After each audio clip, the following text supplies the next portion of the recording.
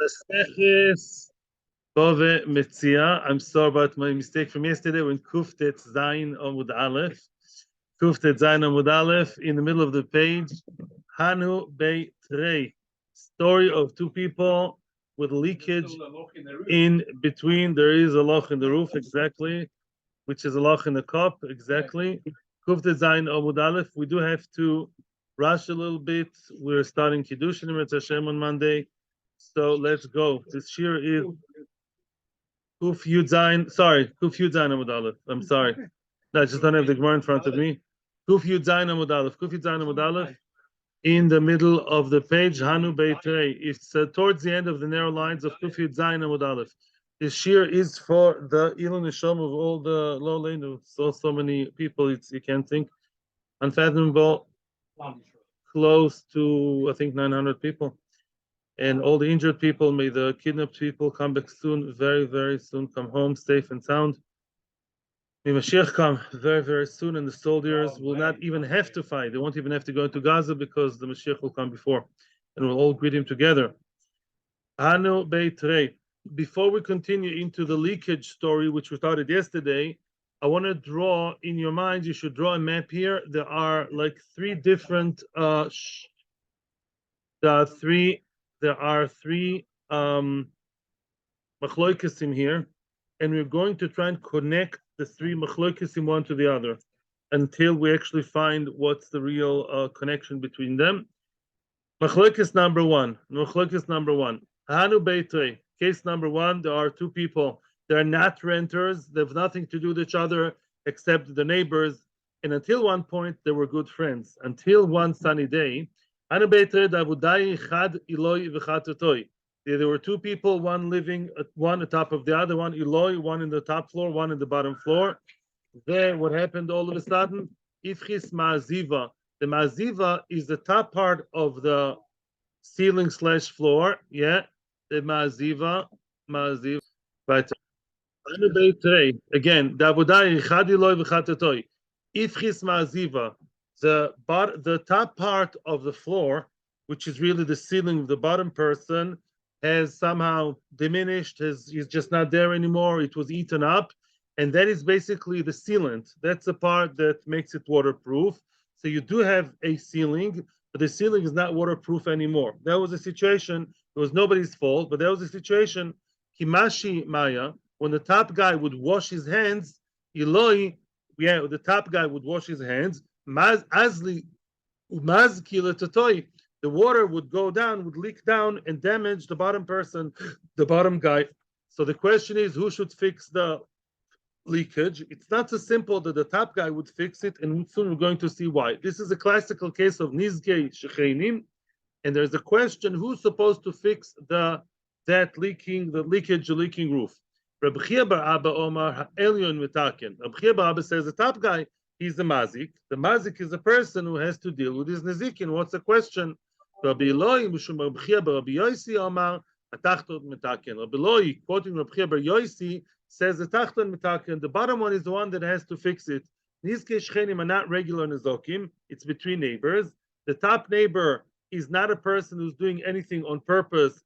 He's just living the way he lives. He can't just not wash his hands.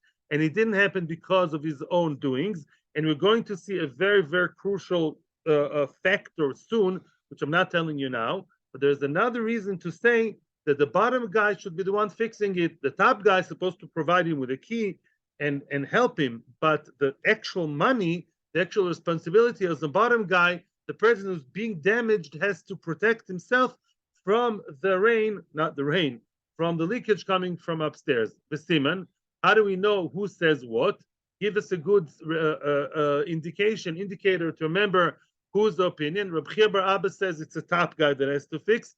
The Rabbi Yosi is the one who says that the bottom guy. How do we know that? It says in the Torah, Yosef Hurad Mitzrayma. Yosef Atzadik was brought down to Egypt. So we know that Rabbi Yosi, which some people say is Rabbi Yosef, was brought down. He's the one who claims that the bottom person has to fix it. So now, this was machloikis number one. As I told you before, there are three machloikisim, and we're going to try and see and connect who says what. Yeah, how do we connect the three like a puzzle, like a jigsaw puzzle? So case number one, let's just repeat that. We say here that we're mechlokes amoyroim. Let's call that the mechlokes amoyroim. What's mechlokes amoyroim here? Rabbi Chia Bar Abba says, the top guy has to fix the mazik, the one damaging, and Rabbi Yossi says the bottom guy is the one that has to fix. And also the reasons are going to develop as we go along. Lema, let us say, Rabbi Chia Bar Abba, Rabbi Eloi, let us say that this mechlokes of Rabbi Chia Bar Abba and Rabbi Eloi quoting Rabbi Yossi, the bottom one, beplukta Rabbi Yossi Rabbanon kamiflagi. Machlokes number two, we're trying to connect this machlokes to machlokes Tanoim of the Mishnah. What did the Tanoim say in our Mishnah? Remember the story of the Mishnah? We say that there was this, between the top floor and the bottom floor, there's a hole of, let's say, 4 by 4 tefachim, right? That hole has to be fixed by who? By the bottom person, no question, because he's the owner. He's a landlord. It's his responsibility to fix it, as he said himself. Now, the question is, though, when he fixes the beams in between the two houses, does he also have to fix the top part, the ma'aziva, which at the moment we view as what? As sealant, yeah, as a waterproof layer? Do we say that the bottom guy has to fix it or the top guy? Now, it's very, very funny here, because up until now, the underdog, the misken, the plaintiff who says, "Oh, you got to help me," was who? The top guy. The top guy says, "There's a hole in my floor," freaking out. What's going on here? I don't know where to put my stuff. I don't know where to live. It's dangerous. Yeah, you have to build it. Let's say he built it, the bottom guy. Now the bottom guy is claiming something against the top guy. This is the way we understand it now. I built the bottom part. Now you, mister, why should I build the sealant, the itum, as we call it? Why should I build the maziva? I'm not going to build the maziva because now you are going to leak on me. we turn the tables. I'm concerned that next time you're going to wash your hands, that top layer, the maziva, is going to be you damaging me. I became now the underdog. I'm living under you, and therefore we have the same issue as we had right here in the Machlokes Amoyroim. That's Machlokes number 2, Machlokes Rabbi Yossi and Rabbanan in our Mishnah. What did our Mishnah say? Look at that. Let's say that Machlokes Amoyroim is the same as Machlokes in our Mishnah about who should fix the ma'aziva, which is the waterproofing layer. What's the Machlokes? Look, second wide line. The plukta Rabbi Yossi Rabbanan kamiflagi. The argue Machlokes Rabbi Yossi and Rabbanan. Leman de Omar Elyon metaken. The one who says that the top person has to be metaken, who in this case the renter, he believes that the mazik has to, as we would say, the mazik, the one damaging, the damager, he's the one who's supposed to distance himself, make sure he doesn't cause damage to the one underneath who's being damaged. Yeah, and one who says the bottom person is the one that has to fix it. Who was that, by the way? That was Tanakama. Tanakama says that the bottom guy has to do everything. So Tanakama says, so Tanakama says the nizak, the person who's being damaged, he has to make sure that he should keep himself away from the mazik. So let's summarize so far. So far we have 2 machlokes and it's very simple. With one clear machlokes about a case of leakage. Clearly that's the case, leakage from the top floor. Who has to fix, the top guy or the bottom guy? Rabbi Chia says the top guy, Rabbi Yossi says the bottom guy. It's very confusing. Rabbi Yossi is an Amoira, and there's another Rabbi Yossi who's a Tana. So in the Machlokes Amoyroim, Rabbi Yossi, that's what the Gemara is giving us a sign. Rabbi Yossi is the one who says that the bottom guy has to fix it. In the Mishnah, now it's the other way around. Yeah, the one who says that the top guy has to fix it is who? Is Rabbi Yossi the Tana, right? And he's the same as Rabbi Chia Bar Abba. And Chachamim, in the Mishnah, they hold like Rabbi Yossi, the Amoira, that the bottom guy has to fix it. Why? It's your problem. I'm washing my hands, I'm behaving as I behave always. I'm not damaging you on purpose. I can live my life in my domain. You want me not to wash my hands, to be dirty? Elamai, it happened. I didn't cause it. I didn't do it. Yeah, there's a hole. There's a thing. I'll provide you with what you need, but you have to fix it. You have to stop yourself because I'm allowed to live the way I live. Now, the main reason here, though, is, and I'm not saying this to you because at the end of the Gemara will say at the end, I'll be nice to you, and I'll tell you now already, there's a big factor here of groma. As we know, And this is why here we think that Tanakama believes that the top guy has to fix it. I'm only supposed to pay money.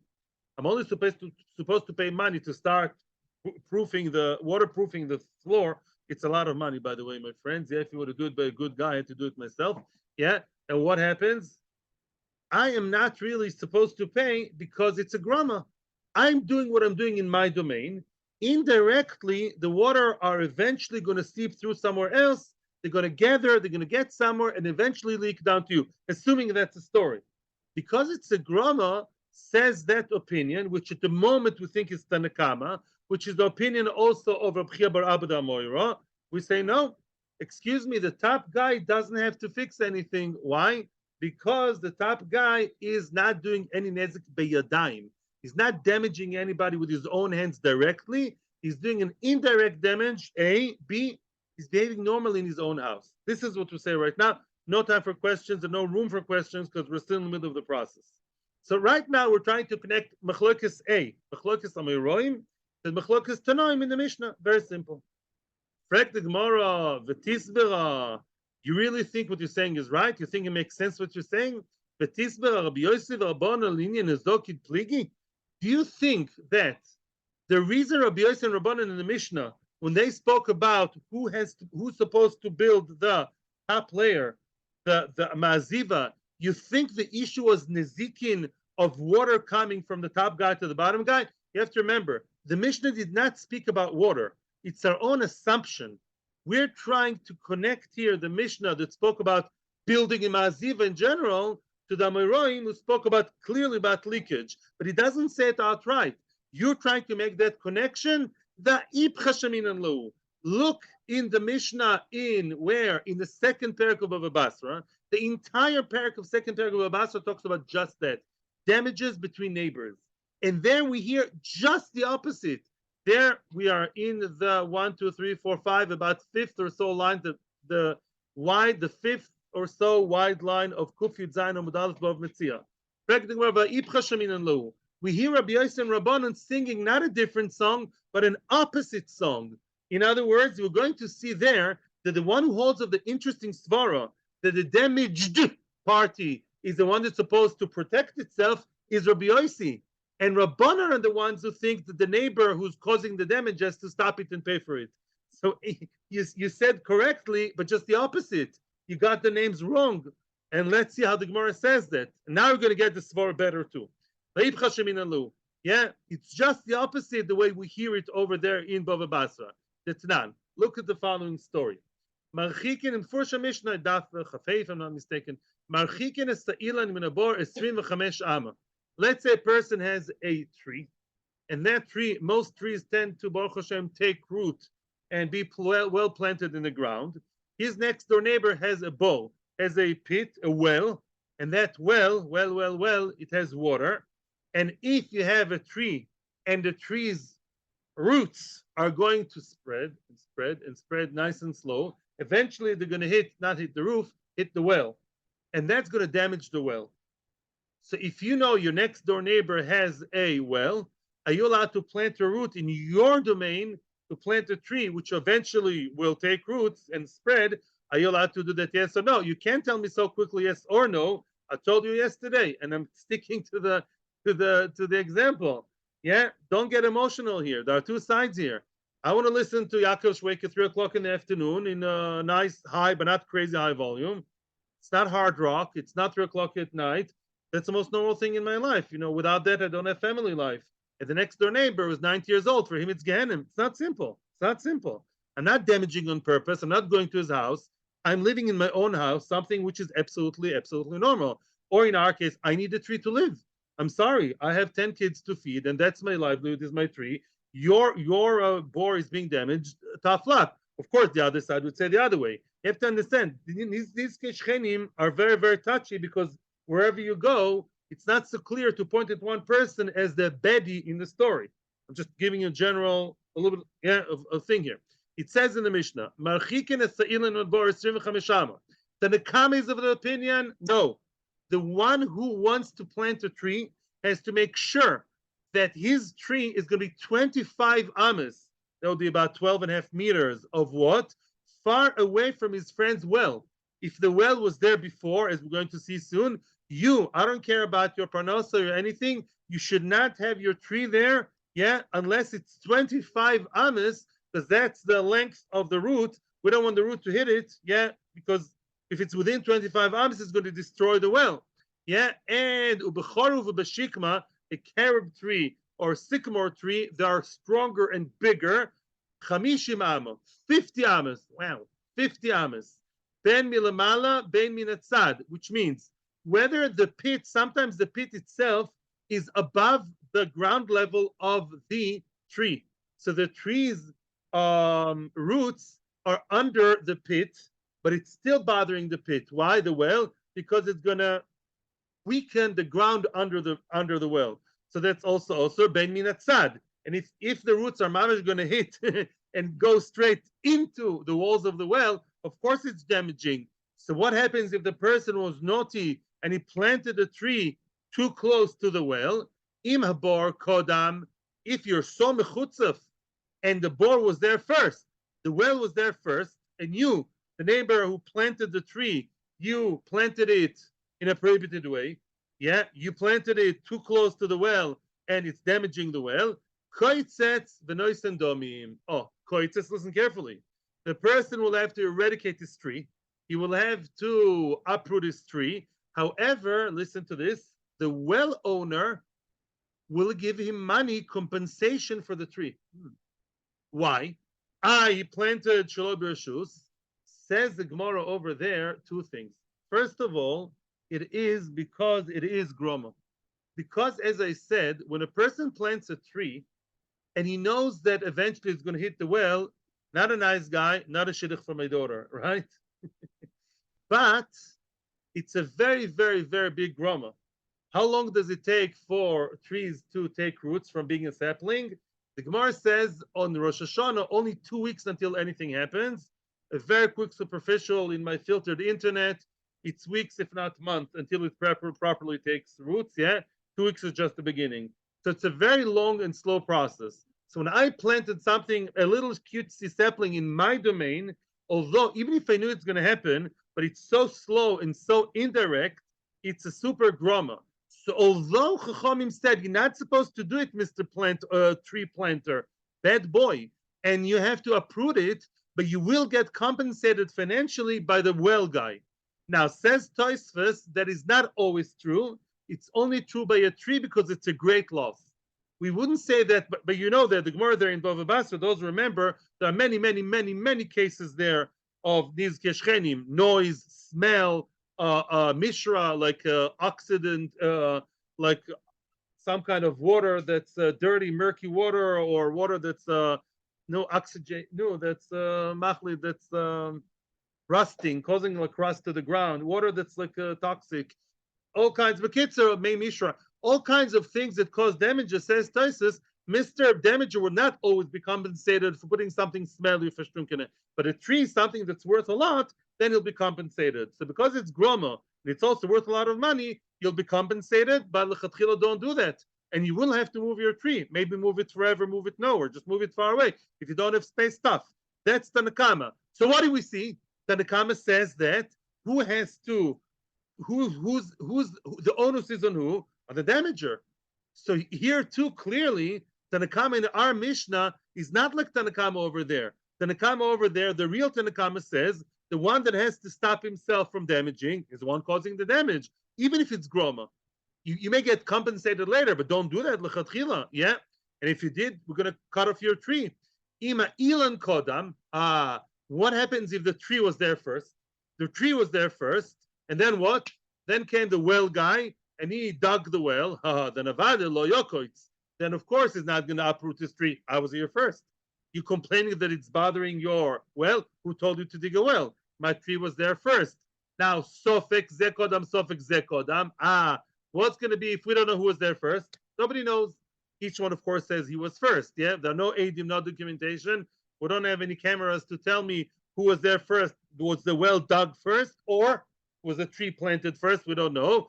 Then lo yokoitz, we leave things as they are. We can't demand that he should actually cut off the tree because kind of a motzim chaver chazaka. But one thing we see for sure: Over there, over here, you have to remember one thing. This, by the way, is the third machlokas. It's over there in Bava Basra. And there, we don't have to go into speculations. Here, the Mishnah is not giving us a clear idea what's the story of the Ma'aziva. Is it because of water damage or not? There, it's clear. The Mishnah of Bava Basra says black and white. It says that according to Tanakama, a person who's doing his own thing in his own domain shut off the Shweki disc. Yeah, no, you the Mazik, you have to stop it. You have to stop it always or almost always. Yeah, that's Tanakama, not Rabbi Yossi. And what does Rabbi Yossi say? Rabbi Yossi Omer, Afal pi shabor kodem. Here comes the big punchline of Rabbi Yossi. Afal pi shabor kodem islailan. Even if the well was there before the tree, and the tree guy planted the tree, he's not a nice guy, not a good guy, but he did that. Lo yokoitz. He's not. You're not going to force him to uproot the tree. Why? Here comes the line I told you all the time. Each one behaves in his own domain the way he believes is normal. You dug your own well because that's your livelihood, that's your parnosa, that's your lifestyle, that's your thing. Same by me, mister. I'm sorry. I'm doing whatever I want in my own domain. Mazik, I'm a groma, honey. I'm a groma. Groma means it's a very, very slow process, as we're going to see later more about Rabbi Yossi. But what? Yeah, in other words, Rabbi Yossi believes unless the damage is very direct and quick and speedy and just right there in your face, if the damage is I'm doing something which is normal behavior in my house, planting a tree. What do you think a garden is for? To dance ballet? What is it for? It's obviously what? To plant trees. I'm planting my tree in my place, mister. The damage will come. Talk to me in 1 month's time. 1 month or 2 months. That's what it's going to take. Yeah, that's a huge grama. Says Rabbi Yossi, I want to surprise you more. I looked yesterday in the Tur Shulchan Aruch. He says it's even allowed lechatchila. Wow. Wow. We pass on Rabbi Yossi, first of all. Now, you should know Rabbi Yossi, although, before we get upset over here, Rabbi Yossi, this case is really an exception to the rule. We're going to see that later. But in this particular case of a tree, because the growth is so slow and so considered lachically indirect and so normal to do, in this case, Rabbi Yossi says, and halacha pasuk, not in every case, that it's so slow and so indirect, you're allowed to do that lechatchila. Yeah, the guy will be damaged. That's not within my domain. I'm allowed to live my normal life as long as the damage is very far away from. Again, maybe the law today changed lafi minagamakoim, but this is what we pass. Actually, I know that it changed. Let me finish. Alma, one thing we'll see here from sure. We see here for sure one thing. Let's get things clear over here. Rabbi Yossi Sovar ala nizak lachi kasatzmoi. Rabbi Yossi is the one who says that the nizak, as I said to you, has to distance himself. You don't like my tree, you have to do away with your well. You be marchik your well. You're being damaged, take your well and redig it 2 meters away. It's your issue. Rabbanon Savri alamazik lachi kasatzmoi. Rabbanon are the ones who say that the damager, the one damaging, although it's groma, although it's normal, bazik, you have to distance yourself always. So what do we see? Let's summarize again. So one thing we see quite clearly now, the machloikas we had regarding the guy washing his hands, right, in his not waterproof house, right? Yes, yes. We do connect this machlokas Amoraim to machlokas Rabbi Yossi and Rabbanon. But which machlokas Rabbi Yossi and Rabbanon? The one in Bava Basra, where it's Mefurish says that Rabbi Yossi is the one who believes that the damaged guy has to protect himself, and Rabbanon said the damager has to stop it. And by the way, now it's very nice, Stam, to give you a siman, Rabbi Yossi the Amoira is the same as Rabbi Yossi the Tana. They believe that the one being damaged has to deal with it. You have to protect your bore, maybe by very special ground or some kind of sealant to stop the roots from coming by pesticide. You can do that, protect yourself. Or you are the one, says Rabbi Yossi over there, that says what? You have to protect yourself, says Rabbi Yossi by us, following the other Rabbi Yossi. You are the one who has to create the sealant above your head.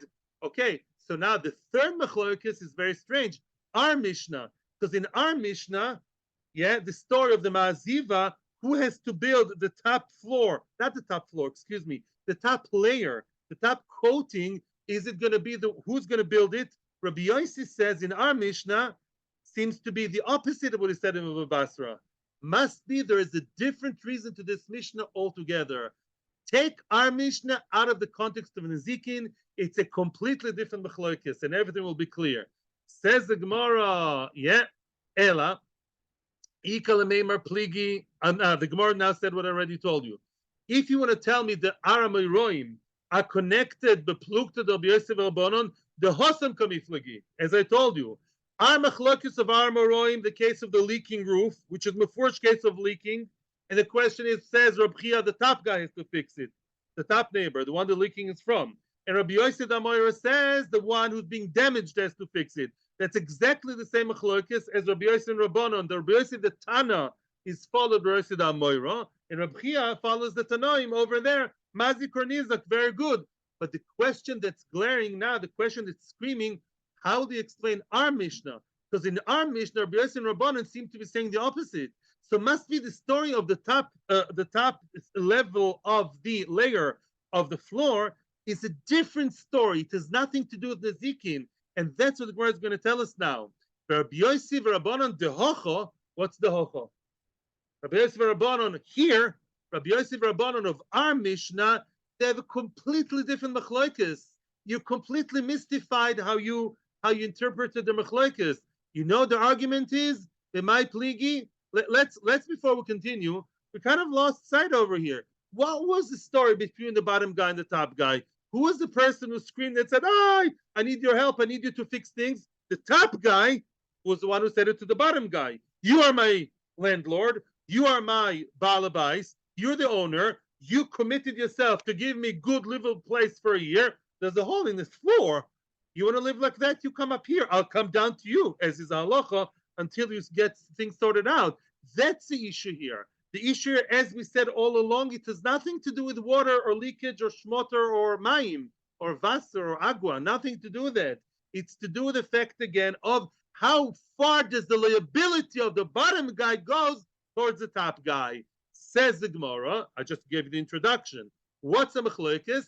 The choizek tikra kamiflagi. They're arguing about strengthening the tikra, which means we all agree here in the room that the bottom guy has to give the top guy a steady, sturdy, good, stable floor to live on without falling back, right? Then we all agree. Oh, the question is, what's included in strengthening the floor? That's the question. It's a technical question for a builder. What's a machlokes? Rabbanon Savri, Rabbanon who believe that the bottom guy has to build both layers, the tikra and the maziva. What's a maziva? I want you to remember. What is that? Remind me. It's a layer of cement. Yeah, there's a layer of wood, and on top of that, it's like cemented on top of that. Oh, they say maziva. You know what the purpose of maziva is? Achzuki tikrahu. It's something to strengthen and stabilize the floor/ceiling. The achzuki tikra, alatachton by achzuki. Who's supposed to make that middle level, the tikra/ritzpa strong? The bottom guy. Excuse me. I'm not supposed to live in a shaky place because says Rashi, if I have beams without cement between them, they're shaky, and again I'm going to fall. It's unsafe. It's something basic. You're supposed to deal with my basic living standards. But Shenken Rabbi Yossi Savar, no. Rabbi Yossi says, I technically disagree with you. Maziva ashvuya gumasu. No. It's only a matter of aesthetics. Says Rashi, you want to strengthen the floor? You don't need the whole thing of cement over there. It's enough to have clavos. It's enough, says Rashi, to have nails. You can just nail the what's the names? Nail the beams to the place, to each other, and they'll be strong enough and finished. You know what is the purpose of the top cement thing? To make sure to make sure that the floor is leveled and nice and aesthetics. Aesthetics? No. The bottom guy, I didn't say I'm going to give you a nice looking, good looking house. I'm not working for Better Homes and Gardens. Yeah. In other words, that's not my job. Yeah. In other words, Rabbi Yossi views the tafkid, the role of the top layer of the maziva, is something which is like, the cream on top of the cake, but it's not really something that's essential. Therefore, it's not my achrayas. So we just very, very elegantly, completely disengaged and divorced this machlokes Rabbi Yossi and Rabbanan and the other one. Let's summarize again. We really have two machlokes here, not three. One machlokes is Amoraim and Tanoim of where? Of Bava Basra. And the case is very, very clear. We're going to discuss it soon now. But the basics is as follows. Both Rabbi Yossi's, the Tana there and the Amoira over here, believe, protect yourself, baby. Yeah, excuse my expression. In other words, as long as I'm doing what I'm doing in my house, I'm a groma. I'm not damaging you directly. I don't mean to do any harm. I'm washing my hands in my house, and I did not cause anything bad here. It's not my responsibility, mister. And also the water are I'm giving you, I'm being nice to you, or not nice. I'm giving you the end of the story. It's not a direct nezek not right on your head. It's a very indirect. The water, the flow from here to there to there. It's groma, it's in my house. I'll give you the keys to my house, but you fix it, mister. These are the two Rabbi Yossi's, clearly. Just like Rabbi Yossi said over there about the tree, the same thing would say over here. Mashenk and Tanakama followed by Rabbi Bar Yossi. What do they say? They say, no, Mazik, I'm sorry. It's true that it's groma, but sometimes Chachomim where goes there, the groma also has to be dealt with, right? These Keshchenim, you're damaging him all the time. You're not being nice that there's leakage on his head, and therefore you have to fix it, just like you're not allowed to plant your tree that will kill the boar. So too, you can't have the leakage. That's machlokes number one. It just duplicated Betanoim and Meroim. What's Rabbi Yossi and Rabbanan? Nothing to do with Nezikin. No. Rabbi Yossi and Rabbanan are completely different machlokes. Rabbi Yossi and Rabbanan argue about the maziva. Don't view the maziva as leakage. It's true. Maziva, the cement happens to be waterproof, but that's not the point. The point is maziva considered to be part of the basic structure necessary to hold everything strong and stable? Tanakama. So the bottom guy has to build it. The bottom guy promised the top guy, what he promised, it's in a contract. Yeah, I'm supposed to provide you a nice, not nice, but a house. A house that's not stable. It's not a house. It's basics. It's not extra. It's not a frill. Yeah, and therefore the bottom guy should do it. Rabbi Yossi says no. Rabbi Yossi says I don't view the maziva as something. I mean, it's not machlokes Bava Metzia. It's machlokes halacha. Halachically, I don't view that as something that's a stabilizer. Stabilize, you can also use nails and something cheaper. You don't need a whole level of cement here that costs money. The whole level of cement, you want that to basically level your ground so it should be nice and aesthetic and comfortable. Sorry, I'm not here to design the home of your dreams for you and your wife. That's not part of my job as your, look, my father wasn't supposed to protect his tenant from dust coming from the street. Same thing over here. So these are really two machlokes out of the three. Now we come to the punchline, which I really already told you the end of the whodunit. Rek the Gemara, Eini, are you sure that what you're saying is true? Meaning, what did Rabbi Yossi saying over there in Bava Basra? He didn't speak about water leaking. He spoke about a tree. I planted a tree, and very, very, very slowly it grows and grows and grows. And in 2 months' time, it's going to bother the boar guy. That is very nice and slow process. That's not to be compared to water that boom, that is leaking straight on my bed. Happened to me. Boom, straight on. Yeah, that is not the same. Aini, so how can you, Rabbi Yossi, the Amoira, compare yourself to Rabbi Yossi the Tana? The Omar of Ashi, Kavin Bei Rav Kahana, when I was in the yeshiva, not Chas v'Shalom the academy, when I was in the yeshiva of Rav Kahana, Hava Amrinan, we said the following, Moide Rabbi Yossi begiri delay. Giri delay is the word all the time, Bava Kama. Rabbi Yossi admits the giri delay. What's giri? No, arrows.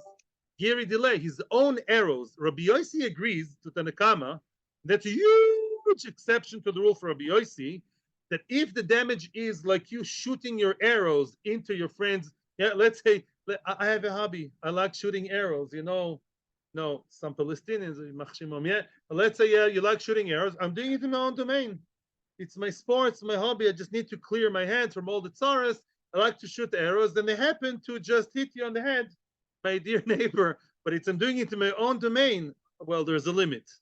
Rabbi Yossi would agree that a damage is done directly, straight from one domain to the other. Then we cannot be so forgiving to the damager, to the one where the damage is starting from. And therefore, Rabbi Yossi would agree in many, many cases over there that if damage is direct, then really the person who has to stop it and pay for it is who? The damager. And here in the Havamina of the Gemara, the water is direct. Let's say, yeah, there is a ceiling, by the way, but there's no sealant on top of the ceiling. There's no waterproof area. But when he washes his hands, boop, plop, it falls straight on the other guy's bald head. So Mimela what? That's a direct nezek. How can you be so extreme, Rabbi Yossi da Moira? Even your master Rabbi Yossi the Tana would not agree to that. And it says the Gemara, true. The case here must be different, like I told you before. The paskimaya the hadar nafli. The water, he washes his hands in the kitchen. Imagine yourself a nice big Western 2023 apartment or a flat. He washes his hands, let's say, in the kitchen, right? For the amoitzi. And the pipe is leaking somewhere where, very far away at the other end of the apartment. So it takes time for the water to flow from here to there and go all the way. Or Rashi says, sometimes the water takes some time to collect in the area, in the tikra, and only then it starts leaking. Because it's indirect grama, plus he's doing the normal behavior in his house, normal usage, here Rabbi Yossi would agree that that's considered not giri delay, but considered grama, and therefore the person would be potur from paying. Other examples before we continue, and that's what I told before. Let's say a person has very nice, delicate vegetables. One neighbor has nice, it's a good example to give you from Shulchan Aruch. I'm not inventing it. Let's say you have your nice, beautiful, cutesy, I don't know, vegetables or nice flowers growing in your flower patch, in your garden patch, and your neighbor has this horrible, smelly water, and he basically spills it in the ground, and the water seeps into the vegetables and damages it. Right, the water damages the plants because it's like toxic kind of water. Yeah, I don't know, from nuclear, something he got from Iran. So then, yeah, even Rabbi Yossi would agree that if it's 3 tfachim close, it's considered giri delay. Even though it's not doing a ma'aseh beyadayim, but if it's so close to one to the other, that is considered ready to be a direct action, even though it's seeping through and it's not really giri delay. We consider it as if it was giri delay, and it's also to do that, even according to Rabbi Yossi. If it's further than 3 tfachim, then it's already considered more indirect, and then it's allowed. I'm just giving one example. With the nezek is direct, everyone would agree that it's a problem. So the case of the eel, the case of the tree is a case where it's indirect, because it's taking very long for the tree to grow, or even water that is indirect, it goes from one side to the other side, then it collects over there. It's considered more indirect, but if he throws it, if he not throws it, if he spills the water, washing his hands straight on you. I had that case with the mazgan. Yeah, there was the hole in the floor, and there was a mazgan coming from somewhere, and the mazgan, the water from outside the air conditioner was dripping, and it was straight on us, straight. So that maybe a indirect thing, yeah? They fixed it.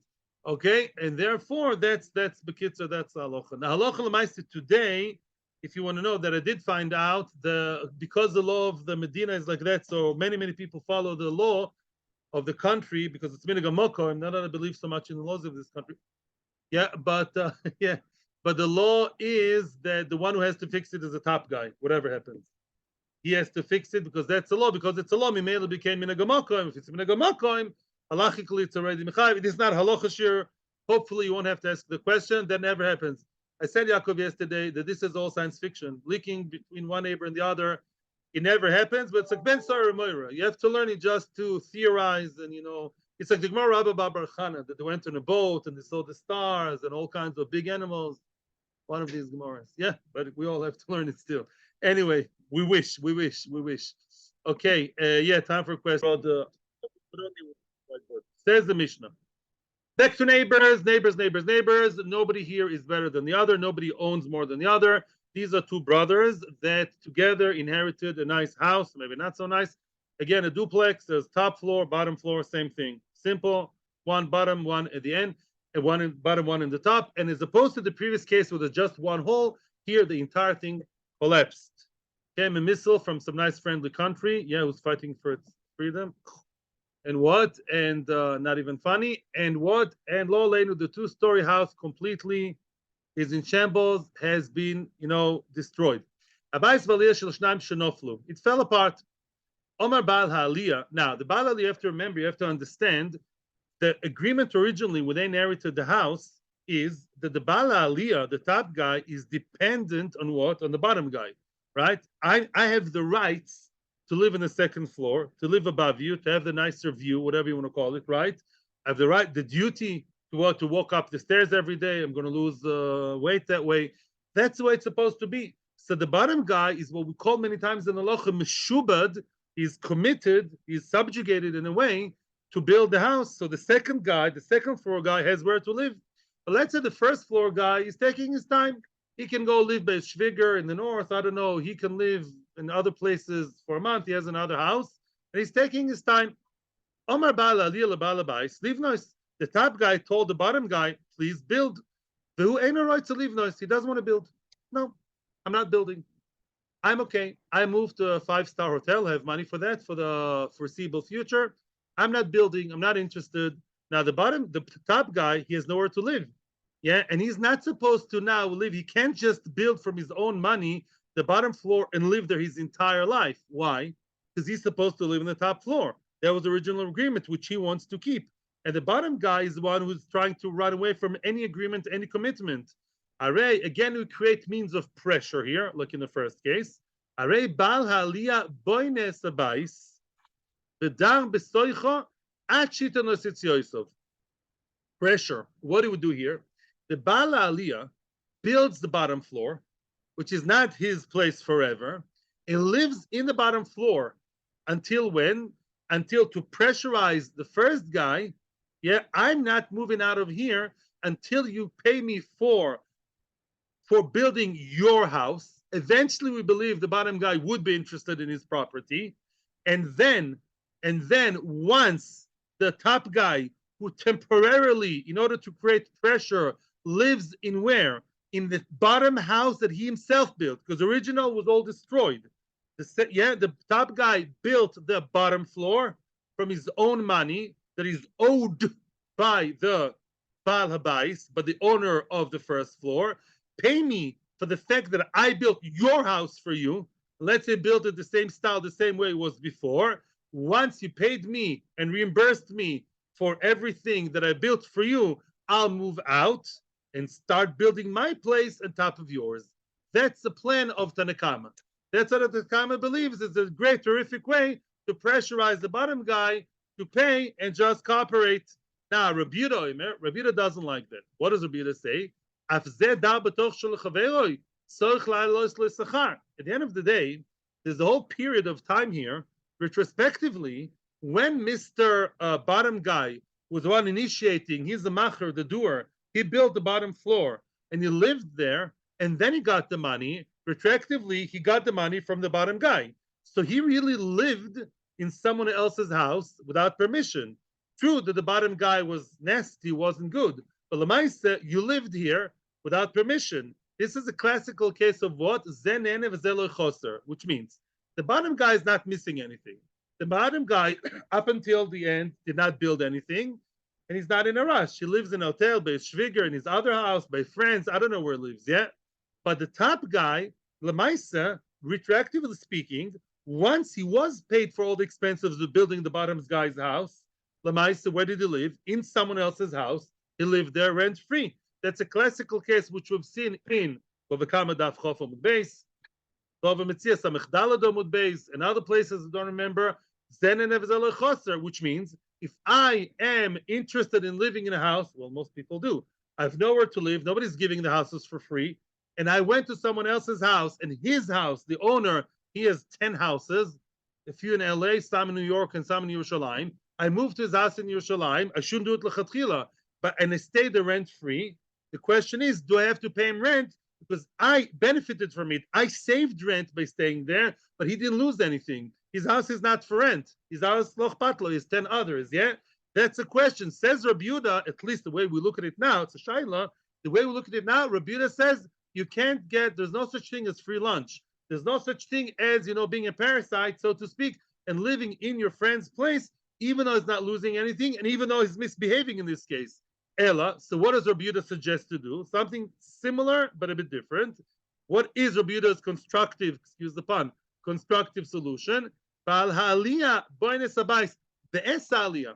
The Baal ha'aliyah should build both. You should perfectly build both floors. Umekares elyono, even the ceiling of the top one, he should rebuild everything from his own pocket, and then he creates the pressure. The Yoshev habayis, he sits in the bottom floor quickly, to create pressure until the bottom guy would give him the money, and then he'll move to the top floor. What's the difference? There's a big difference. Although in both cases, both in the common and Rabbi Yehuda, the top guy is living in the bottom floor that he himself built with his own money, and then he gets paid. There's a huge difference. Why? In the first case, according to Tanakama, what's the story? The top guy has nowhere else to live. Since in the case of Tanakama, the top floor was not yet built, then Mr. Top Guy, who's living now in the bottom that he built and will eventually be paid for, then what? Lamaisa, he's nehene. He has nowhere else to be, and he's getting rent free. Masha'enken, in the second case, Rabbi Yehuda says, no, you should build yourself your own home on top so you have where to live. If you have where to live, then it's called ze loy nehene v'ze loy choser. If I have somewhere else to live, I'm not really benefiting from your house. I'm just staying there to make a demonstration. I'm demonstrating, I'm squatting. I'm not moving away from here until you pay me. But I'm not really enjoying is hano. I'm not benefiting from you because I have where to live. I have this amazingly beautiful house on top. Therefore, it's not zen and v'zel choser. The Chlorkas Rashi Torah says if there's an issue of ribis, Rashi believes that on top of zen and v'zel choser is also an issue of ribis because eventually he'll pay him for everything. Who? The bottom guy will pay the top guy who built the bottom floor for him, and then, retroactively, you also stayed there rent-free for a long time, right? So that's ribis. Tosa says it's not ribis because there's no loan. It wasn't loan. It was just something that, like a mechira. You basically built a house for him and you sell him the new house. So that's Machlokas Rashi Tosus. Says the Gemara, give me the good feeling of at least starting the Amud, which you're supposed to finish today. Dog Daily Gemara, questions at 10:27. Amar Rabbi Yochanan. Says Rabbi Yochanan. Rabbi Yochanan see what he says. There are three different places. Rabbi Yochanan is scanning, Googling through Shas, and coming up with three cases in which Rabbi Yehuda told us, Rabbi Yehuda the Tana told us, a person is not allowed to benefit from his friend's money. Everyone's going to ask, well, the Torah says, lo tignov, lo tignoivu. Obviously, we're not saying you can't benefit without permission. Even if your friend seemingly gave you permission, or you have a reason why you may benefit from his money, yeah, and it's halachically okay, still you shouldn't do that. Even each one for a different reason. But the Master Rabbi Yehuda believes that, yeah, unless it's a real matana that he gave you with full permission, if you don't have his full permission, although you may be morally right to use someone else's money, but you don't have his permission. You heard me? Morally, your own moral compass tells you it's wrong, but he's okay, so to speak, or he's not okay. No, your moral compass tells you I'm allowed to use the other way. I'm allowed to use the money. I have the right to use his money, but he's not happy with the money. He's not happy with giving me the money. In those three cases, yeah, says Rabbi Yehuda, don't touch the money. Well, Chachamim will tell you you're allowed to. What are the cases? Chada, hodetnan. For case number one out of three, hodetnan, our case. Here's a case. I have every right in the world. Demonstrate. You piece of work, you're not building my house. It's freezing. It's getting wintry. Yeah. And you're dragging your feet. I built your house. And until you pay me, I'll stay in your house. And I should jolly well benefit from your nice, comfortable house, which, by the way, I built, right? Even though eventually you'll pay me in full, and eventually we'll see it was really your house all along, and I'm parasiting, staying in your house, Mikra din, that's okay. And Tanakama believes it's okay. Says Rabbi Yehuda, no, it's not okay. One should pay for, and therefore stay out of there and build your own house first. That's case number one. Case number two, we're collecting and collating three cases. Case number two, Rabbi Yehuda believes that you have to be super moral with your friend's money. Case number two, which we've seen many times already. Detnan, yeah? Idach, what's the second case? Mai, what's the other case? Detnan. A noisen semer letzaba, a person gave the dyer, I don't know how to call it in English, a person that's tzaba, a person who dyes wool. Yeah, a dyer. A person gave the professional dyer tzemer, pieces of wool, some raw wool or whatever wool, in order to to dye. Litzba loy odom, and he says clearly, please paint it, dye it red. Litzba shocha ashlamazel, what did he do? He dyed it black instead of red. Colorblind. Wrong profession. Shachar v'tzvay odom, yeah. I told you, please dye it black, and he dyed it red. Then what? Famous machlokes. Rabbi Meir oimer, noisen lodmei tzimo. It says Rabbi Meir, not a nice guy, not a shidduch for my daughter, Mr. Dyer. However, Lamaisa, he's koine b'shinui. He's not worse than a gazlan. What happens if a gazlan took my stuff and changed it?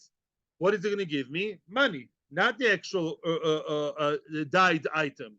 And therefore, if I went to the market and I'm the one ordering, I'm the one who made the order, I'm the owner of the wool. I gave him nice white wool and he messed it up. And what happened now? It's the wrong color.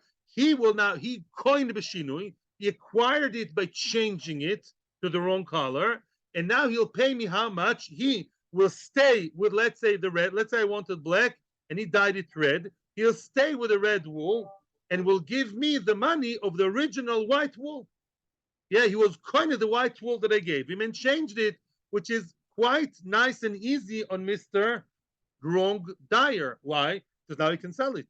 A lot of people like red wool. I don't, but many people like, all the communists. Yeah, they like red wool. We did it many times before, but now there's a new cook on the idea. So that's what Rabbi Meir says. Rabbi Yehuda says no. Rabbi Yehuda is tougher on Mr. Dyer, who did wrong. Says Rabbi Yehuda, no. Ima shvach yoser lo yitzo, noisen lo yitzia. Which means no. You're not staying with this very nice, and I'm not sure what your idea was when you dyed it the wrong way. You're not going to have the nice, shiny, red, bright red wool and just get away with murder with what? With paying me for the white wool that I brought you. No. Rather, I will get the red wool, which I'm not interested in. I'll try and sell it and deal with it, and I'll pay you the minimum. What's the minimum? Either the expenses. If the expenses were lower than the final result, hopefully, that's a normal case, I'll pay the expenses. If you're such a shlemazo, you get more expenses than gain than final result, yeah? The expenses were 500 and the dyed wool is 300, I'll pay you 300, which means it's a big knas on him. Why do we give him this knas? Oh, that's Rabbi Yehuda. Says Rabbi Yochanan, I know why. And by the way, it's a new reason. We never mentioned before. Because you, Mr. Dyer, you're not supposed to be nehene from the white wool that was given to you by the guy. You paid for the white wool? Say Rashi and Tosfos, you didn't pay for the work. In other words, you, Mr. Dyer, you got to your own hands beautiful, nice piece of wool, which eventually making money on. Who actually ran all over the market to find the white wool and eventually get it for you? And he didn't mean that it should be yours. He meant it should be his. It's the one who ordered, the Baal Habais. You're benefiting in a bit of a parasite way from the Baal Habais. That although me'ikar adin, it's true that you koine, but because you nehene from someone else's money, me'ikar adin, you would have been allowed to take it. But because you're enjoying and benefiting from someone else without their clear consent and they're not really happy about it, stay away from it and give him back the red wool and you'll get paid the minimum. That is the second case. What is the third case? We're going to see tomorrow. And we are going to have to rush tomorrow. Big time, Be'ezus Hashem. Tomorrow is Wednesday. Okay, Wednesday, Thursday, Friday, detention. Joking. Thank you to everybody here in the room in Avos Sholem, Beth Shemesh. Thank you to everyone who watches us on YouTube and on Torah anytime. Hatzlacha uvracha. Thank you very much. Thank you.